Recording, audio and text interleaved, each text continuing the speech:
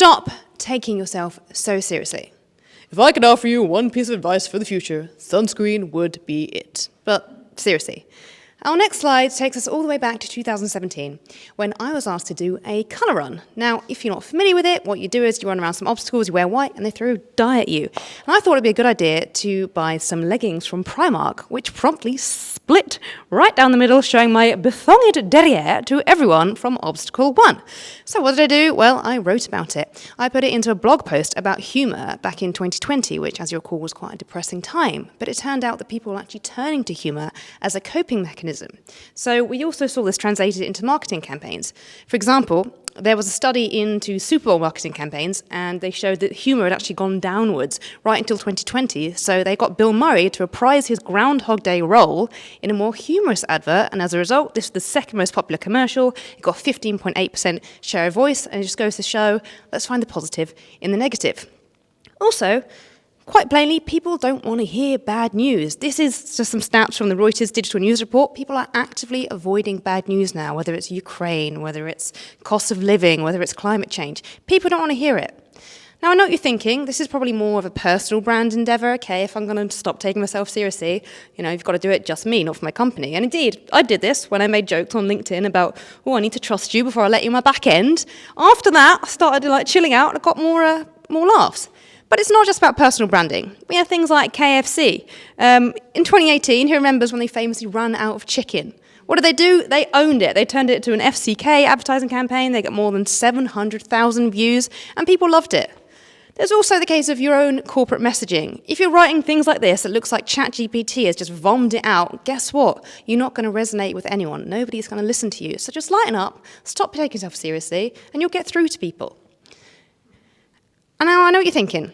So we live in really depressing times with climate change and COVID and all that stuff. But I like to take the slogan of my favourite Cadbury's dairy milk chocolate and say, free the joy, because there really is joy in every moment if you know what to look for. Who's an Austin Powers fan? Gonna get a bit depressing here. My dad, on his deathbed, literally 3 days before he died, I gave him a drink and he went, it's a bit nutty. 3 days before he died. If he can find joy in that moment, we can find joy in anything.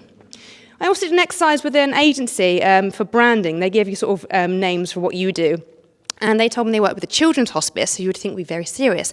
But the hospice actually called themselves clowns because what they did is they bring joy to children's lives in those final days.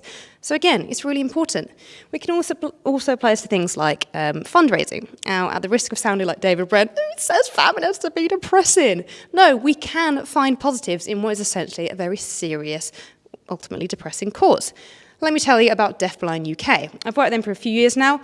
They are a charity who help people. There's about 4,000 members, people with dual sensory loss, so hearing and eyes. So they've got these conditions where both these senses are wearing away. Pretty depressing, right? Not necessarily. They came to me and they asked me to run the London Marathon for them in 2018. And it's quite a big ask because they're not a very well-known charity. They're not someone like Macmillan, and we had to raise £1,500 in just 6 months. So what did I do? I took on the challenge. I did a Dares for Donations campaign.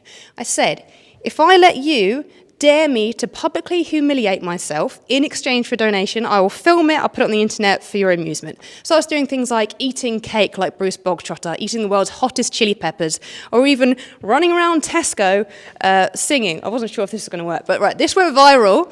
This is me going, right on time. Someone said we sing Black Box right on time, run around Tesco. This went viral on LinkedIn. It got 100,000 views, and needless to say, the donations came flooding in. And it wasn't just that, it got great PR as well. We got in the national newspapers, got on national telly, got on BBC Radio York 3 times, and most importantly, it raised awareness of Deafblind UK, but even more importantly, we got the fundraising target in by just 6 weeks. So, what would my message be for you? Always find a positive in the negative. You could say, we're burning down 27 hectares of forest per minute. Or you could say, £5 a month might plant 500 trees, for example. And if that fails, maybe use your own experiences. As Confucius says, it's not about never falling, but getting back up again. So if you've had a bad experience, like my dad, let's turn it into a positive. And if all else fails, please feel free to just look at pictures of cats, because that really, really helps me feel a little bit better. Now, I'm going to round off here. I know we're not allowed to make any sales, but if anyone would like to be the first donor for next year's London Marathon campaign, I promise I will do something silly for you, and I will try to keep my pants on. Thank you very much. Stay positive.